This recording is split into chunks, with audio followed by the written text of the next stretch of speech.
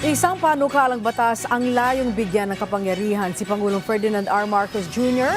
na pansamantalang bawasan o suspindihin ang buwis sa langis. Ito'y sa harap ng epekto ng sigalot sa Middle East sa supply ng krudo.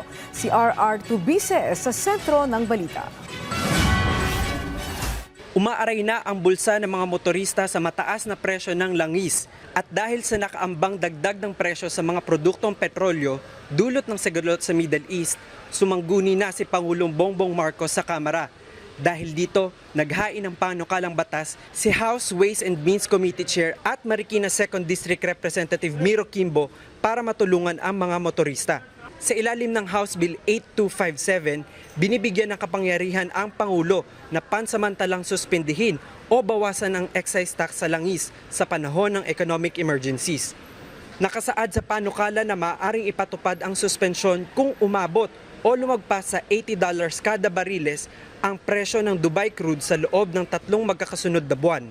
Maaari rin itong ipatupad kung magdedeklara ng national emergency ang Pangulo kung mayroong malaki at malawakang pagtaas ng presyo ng langis. Aabot ng hanggang 6 na buwan ang suspensyon ng buwis na maaaring pahabain ng Kongreso sa pamamagitan ng joint resolution.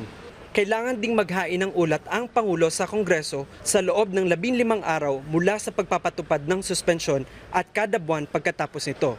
Nakasaad dapat sa report ang batayan ng suspensyon, posibleng epekto nito sa presyo ng langis, inflation at ekonomiya.